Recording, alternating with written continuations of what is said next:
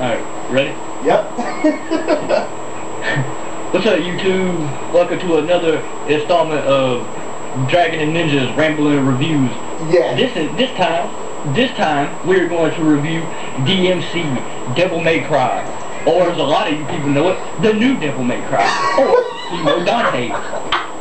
Now, before we start this review, let me just put it out there that yes, there is going to be a lot of spoilers. So if you don't want to know anything about it, stop watching right here.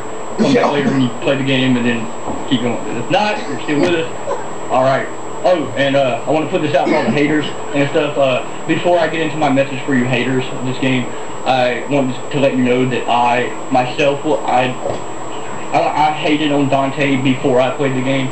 Yep. Like I didn't like that he looked like an emo faggot now, or like I thought he borrowed his clothes from his little brother. And I was like, Dante. You know. But after playing the demo in the game, you know, all that is gone. But to all you haters out there that are hating on this game, honestly, quit being a bunch of bitches and go play it. Yes. Because, yo, it's the shit. It's probably hands down my favorite game so far of 2013. So without further ado, me and Dragon are finna get into this. So Devil May Cry, brand new. It's different. It's completely. I mean, it's different, but it's not different from the originals. It's a different storyline. Which I enjoyed, to be honest. Yeah, the story mode was great, dude. Actually, that's what made me keep playing. I would go back and replay levels, and actually, yeah, before I'd even go to another, like the next level I hadn't played yet, like I'd go back and play that. Like redo it, man. Yeah, dude, like it was really, the story is phenomenal, man. Like there's some of the scenes, like I think my favorite scene in the whole thing is the exchange for Cat and Lilith. Like that whole, just the scene itself was so intense. Like the first time I saw it, I was there with them. Like I was on the edge of my seat. Like, oh my god. Like I just knew. Like I knew Virgil. Like I knew Virgil was gonna shoot Cat. Like I knew it. Like I knew it in my head. Like I was like, yes, Virgil was gonna shoot this bitch. But he didn't. He ended up shooting Lilith. But yeah, I knew he was gonna kill Cat. But and that was like the what the fuck thing right there, right? When that shit happened. Yeah. And it was amazing, dude. Like I just want to give it I just want to say this before we go any further. I think Capcom did really good by letting an outside developer make the game. Like I think by giving Ninja Theory, I think, right? Ninja Theory, yes. Yeah, they did pretty good on that damn game. Ninja Theory. Yes, they did the right thing, because I don't think it would have been nowhere near as good if they hadn't let them did it. And this is coming from, now I really enjoyed Heavenly Sword and like Enslaved, but I like that game. Yeah. It wasn't like something I'd, you know, spend $60 on. But I cannot recommend to you people Devil May Cry enough. Let's talk about the combat. How did you feel about the combat? You know, the mechanics in the game. Like it's going like the Okay, like when I first played the demo, all I could think was like, it's the exact same game. Yes. It's exactly the same. It's just they added stuff, and I don't know. I like the combat more in that one than the old ones. Now, granted, keep in mind I haven't played the old ones in probably since 4, back when 4 first came out. Don't worry, you can eventually get the HD collection.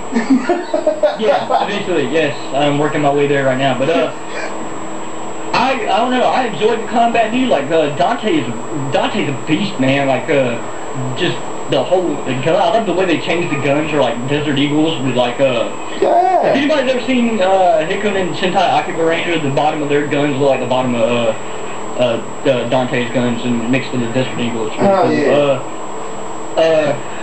I like the sword. Now, I like how you can incorporate all of his different weapons into one combo. Yeah. Switching your weapon on the fly, that was pretty convenient too. Yes, it was. And the Aquila. That's my shit.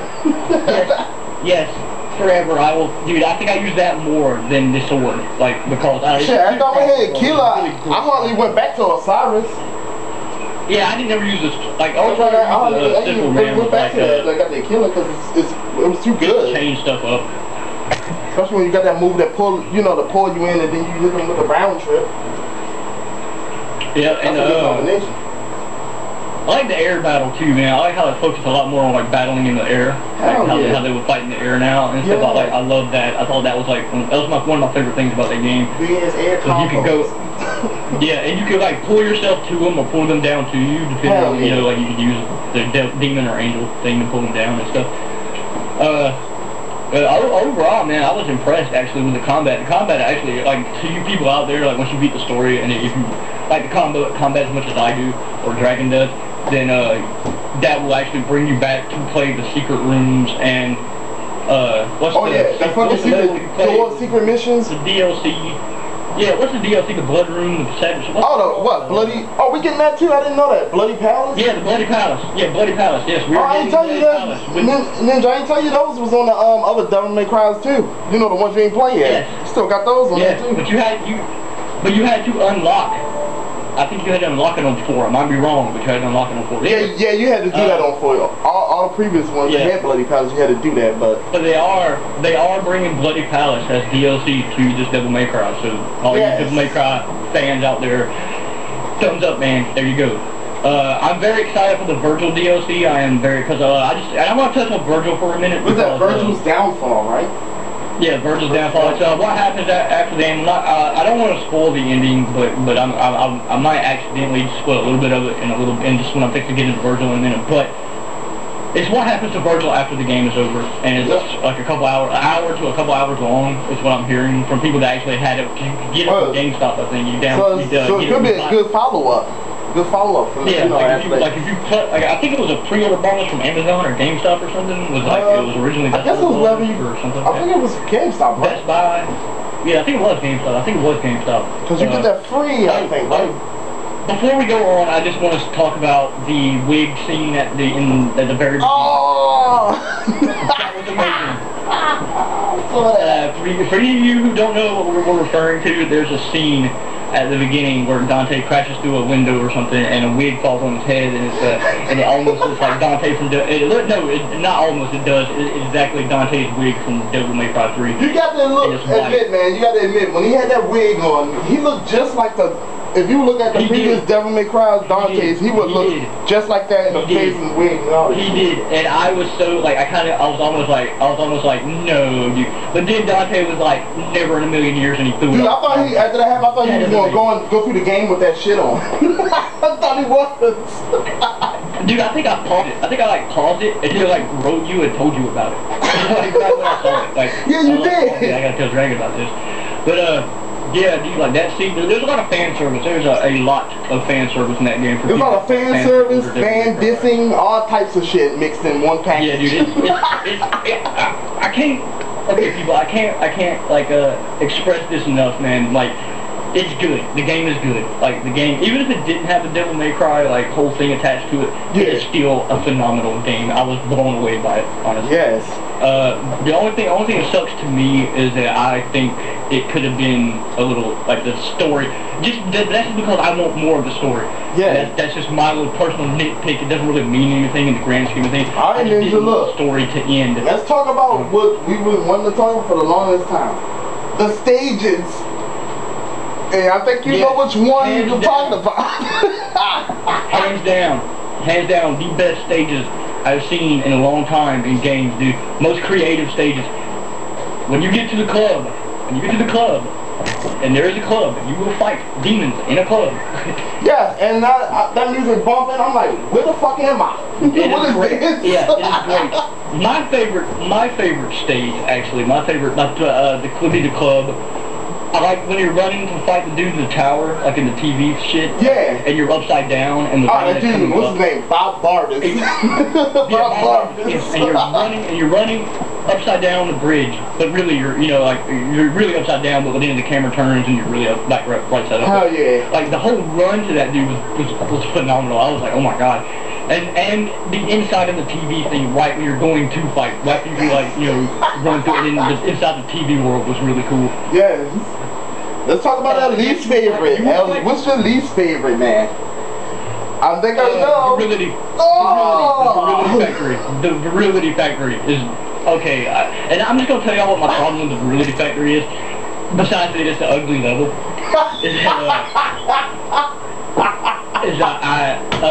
Okay, and it's a really big problem with a lot of the levels in this game.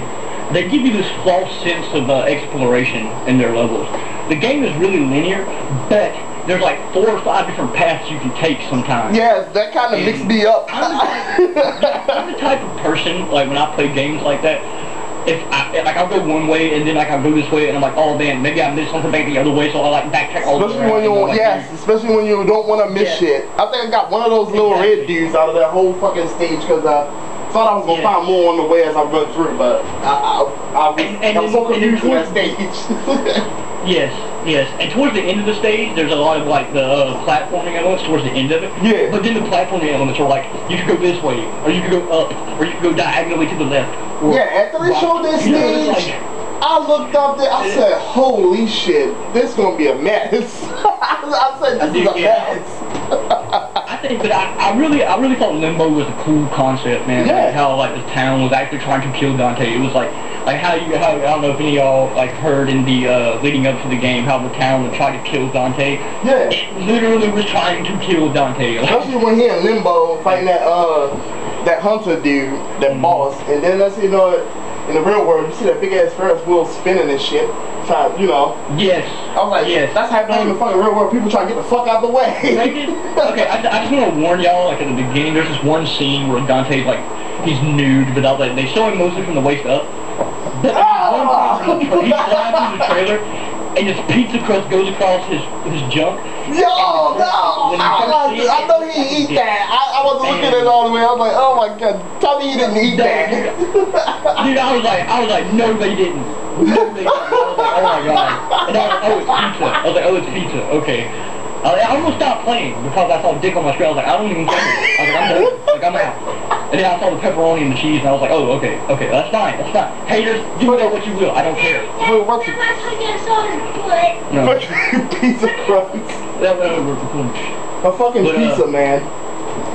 Also, I want to say that cat with the mask, that the dude you had to kept fighting, and he kept disappearing. Like, he was an asshole. The fight would be over. When I finally got to kill him, I had never cheered so loud because I was finally like, finally you're gonna fight me one-on-one. Like, you're not gonna run from me this time.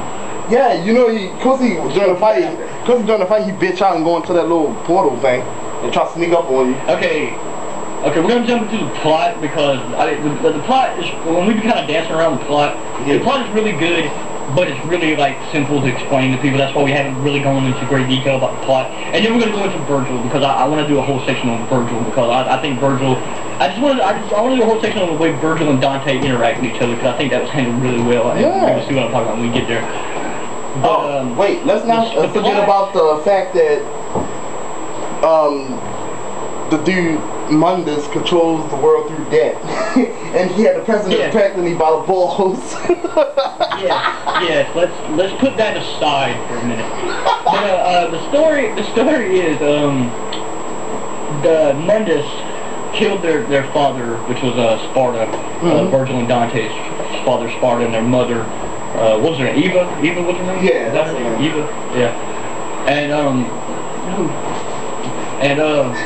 whenever he and then like Dante and Virgil are Nephilim, which is like half angel, half demon. For this story, now if y'all remember the other Devil May Cry, Dante was half demon, half human. Well, in this one, he's half angel and half human. And there's a beautiful